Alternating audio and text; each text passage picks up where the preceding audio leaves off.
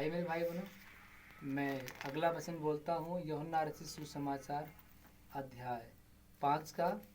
जितने लोग मेरे भाई बहन इस वचन को सुन रहे हैं, वो सारे लोगों के जीवन में परमेश्वर बहुत सारे आशीषें उन्हें देगा। 38 वर्ष के रोगी को चंगा करना। यूहन्ना रचित सुसमाचार अध्याय 5 वचन नंबर 1, पृष्ठ संख्या 136, नया नियम। इन बातों के पश्चात यहूदियों का एक पर्व हुआ और यीशु अस्लोम को गया। अस्लोम में भेड़ फाटक के पास एक कुंड है जो इब्रानी भाषा में बैतसैदा कहलाता है। उसके 5 ओसारे हैं। इनमें बहुत से बीमार, अंधे, लंगड़े और सूखे अंग वाले पानी के हिलने की आशा में पड़े रहते थे, क्योंकि नियुक्त समय पर परमेश्वर के स्वर्गदूत कुंड में पानी को हिलाए करते थे। Hallelujah, hallelujah. नियुक्त समय पर परमेश्वर के स्वर्गदूत कुंड के पानी को हिलाए करते थे। पानी हिलते ही जो कोई पहले उतरता वह चंगा हो जाता था, चाहे उसकी कोई बीमारी क्यों न हो। वहाँ एक मनुष्य था जो 38 वर्ष से बीमारी में पड़ा हुआ था। यीशु ने उसे पड़ा हुआ देखकर और कहा जाकर यह कहकर जाकर कि बहुत दिनों से इस दशा में पड़ा है। उससे पूछा, क्या तू चंगा होना चाहता है? प्रभु ने उस लंगड़े से कहा जो 38 वर्ष से बीमारी में पड़ा हुआ था। प्रभु ने कहा, क्या तू चंगा होना चाहता है? उसने पूछा, क्या तू चंगा होना चाहता है? उस बीमार ने उसको उत्तर दिया, हे प्रभु, मेरे पास कोई मनुष्य नहीं कि जब पानी हिलाया जाए तो कुंड में उतारे, परंतु मेरे पहुंचते पहुंचते दूसरा मुझसे पहले उतर जाता है। यीशु ने उससे कहा, उठ, अपनी खाट उठा, चल फिर। वह मनुष्य तुरंत चंगा हो गया और अपनी खाट उठाकर अपने घर चलने लगा, अपने घर चला गया। वह शब्द का दिन था, इसलिए यहूदी उससे जो चंगा हुआ था कहने लगे, आज तो शब्द का दिन है, तुझे खाट उठाना उचित नहीं। Hallelujah, hallelujah. उसने उससे उत्तर दिया, जिसने मुझे चंगा किया उसी ने मुझसे कहा, अपनी खाट उठाओ, चल फिर। उन्होंने उससे पूछा, वह कौन मनुष्य जिससे तुझसे कहा खाट उठा और चल फिर? परंतु जो चंगा हो गया था वो नहीं जानता था कि वह कौन है, क्योंकि उस जगह में भीड़ होने के कारण यीशु वहाँ से हट गया था। इन बातों के बाद वह यीशु को मंदिर में मिला। यीशु ने उससे कहा, देख, तू चंगा हो गया है, फिर से पाप मत करना, ऐसा न हो कि इससे भी कोई भारी विपत्ति तुझ पर आ पड़े। उस मनुष्य ने जाकर यहूदियों से कह दिया, जिसने मुझे चंगा किया वह यीशु है। इस कारण यीशु को लोग सताने लगे, क्योंकि वह ऐसे काम शब्द के दिन करता था।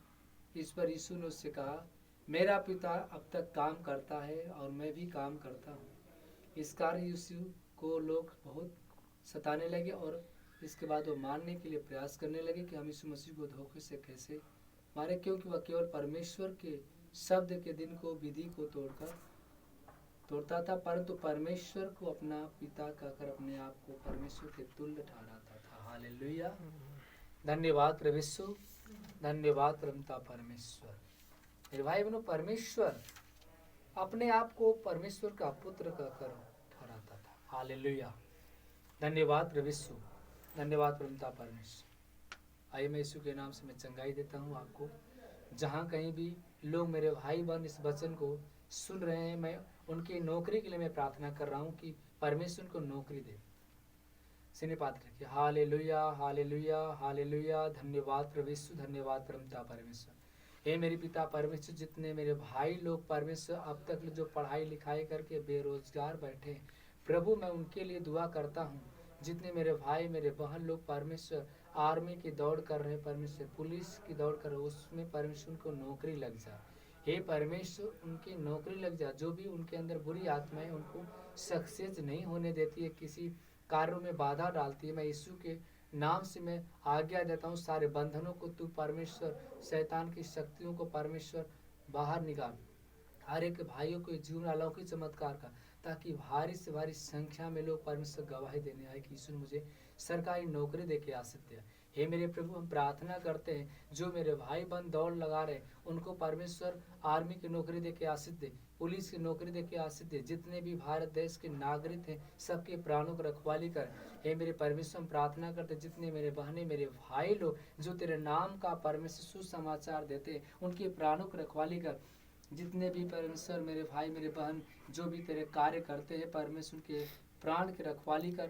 हे परमेश्वर, हर गांव हर गली में परमेश्वर जो तेरे नाम लेते उनके प्राणों की रखवाली कर। जो मेरे बहनें मेरे भाई प्रार्थना करते वो चंगे हो जाए, वो विश्वास जो करने वाले उनका उद्धार कर। आपने कहा मत्ती रचित सुसमाचार अध्याय 11:28 में कहा, हे सब बोझ से दबे परिश्रमी करने वाले थके मदे सब लोग मेरे पास आओ, मुझसे सीखो, मैं मन का दीन और नम्र हूँ।